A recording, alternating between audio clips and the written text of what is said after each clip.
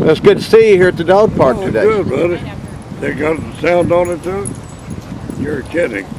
That's a beautiful piece of equipment there. Well, thank you. Tell me something. It seems like you were in the submarine. Yeah, World War II. Went in 1943 and got out in 46. Was on the Fish. SS-397. Original crew, build crew. She was built at Kittery, Maine, Portsmouth, New Hampshire. The yard was in Maine. The entrance to the gate was in New Hampshire. Anyhow, she was a good boat. She took us out there and brought us back. We had 288 of them. We left 52 of them out there. So you had a 5-to-1 chance of not coming back, okay? We lost that many submarines? Yeah, we lost 52 of them. Wow. Most of them were from enemy action. About 4 or 5 of them were from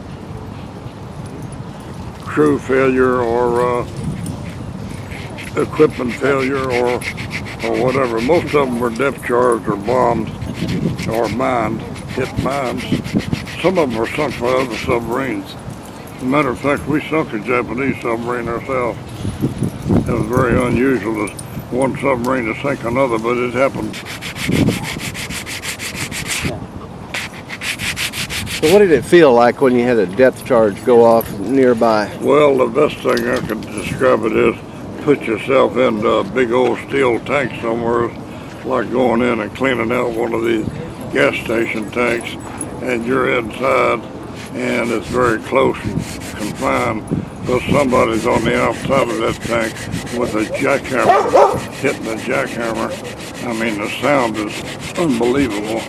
It's jarring, actually, and a lot of times the glass gauges will snap and crack, or the packings around glands will give away and it'll come out, or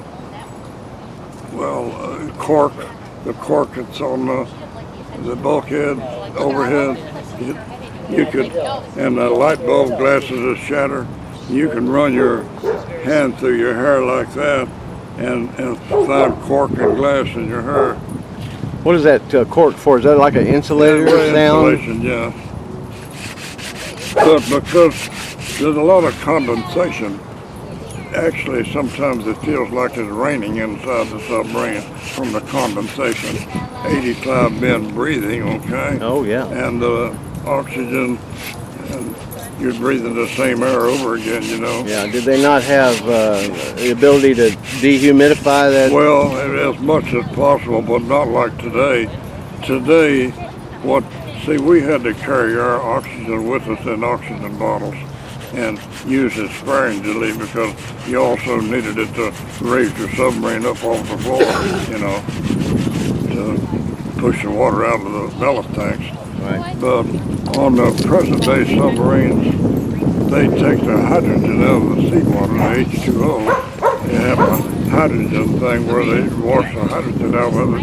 And oxygen. That leaves all the water they need and all the oxygen they need. Right. Theoretically, the USS Tennessee, a Trident nuclear submarine, could, in theory, stay down 5 years because they can remake their own oxygen and water. And the confinement, there's more room on the Tennessee, of course, because it's bigger. It's 2 football fields long and 5 stories high, okay? Mm-hmm. But it's still, the missiles are 44 feet high each.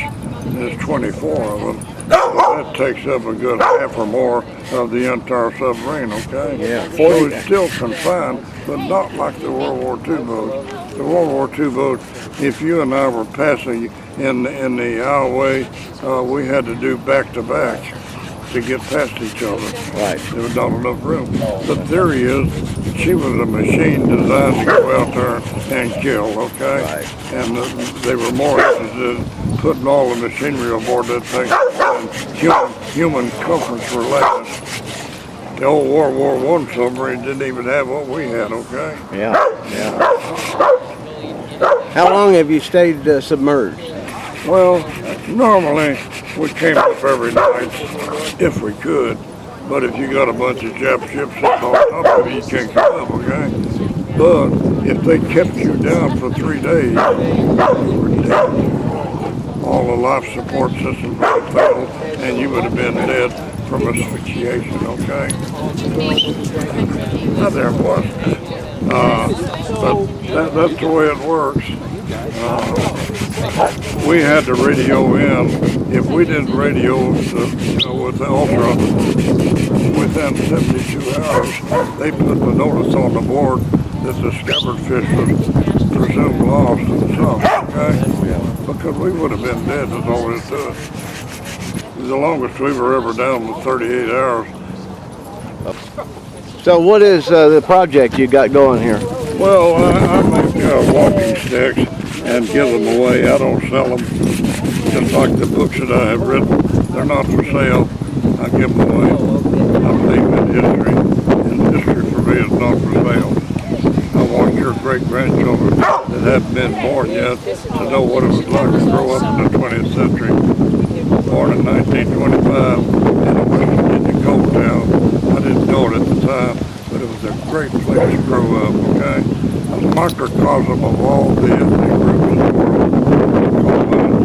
And we ate at their table and went to school with them and married each other and all. It was a great place. It's all gone now, okay? All gone. A bygone era, never to be repeated. So that's the purpose of my books, so that people will know what was it like to live in a coal town. We had 100,000 people lived in McDowell County, West Virginia, in the life of the coal industry. And now 2,500, that's it. And the mines are all gone. Why don't you give the viewers your name and the title of your writings? Well, my first book of the trilogy is called Scabby, the Saga of the Submarine Scabbard Fish. Second book is called Appalachia, South Pacific, and Beyond. My Journey Through the 20th Century is the subtitle. And book 3 of the trilogy is called Musings in My Later Years.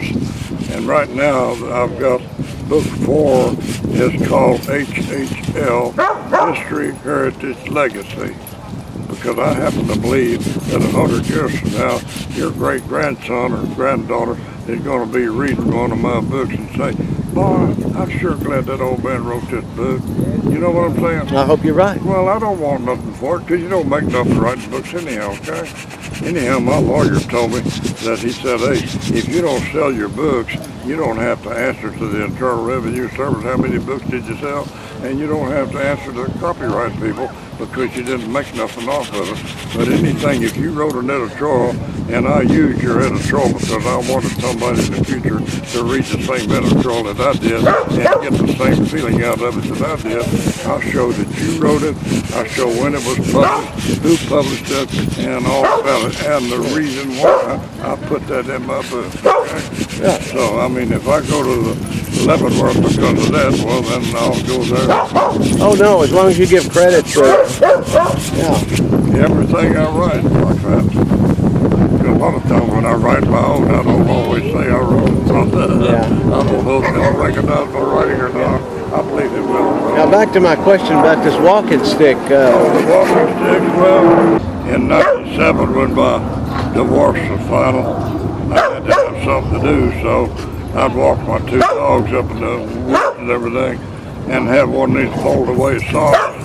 And I started making walking sticks, and I got to where I got pretty good at it. I don't know how to carve anything, but I know how to look at a stick, and I can see the finished product in it, okay? Yeah. And I'm giving away hundreds of them. I don't even tell, most people don't even tell them who I am. You want a stick? You can have it. Well, I can't take it. Hey, you're either going to take it and I love it, giving it to you, or I'm going to use it on you now. You got your choice, okay? And I told my boy, I said, boy, if you have a wake for me, take all these sticks around the house to the wake and tell everybody, Papa said for every one of you to take one of these sticks home or he's going to come back and use them on you. Okay. Now what about those 5 ends, was it, that you gave me earlier? The 5 ends? Well, it's all in jest, of course, but the 5 striking points to wit all start with the initial M. knees, nuts, neck, nose, noggin. Not necessarily in that order, but I'll guarantee you the second in will put the quietus on them, okay?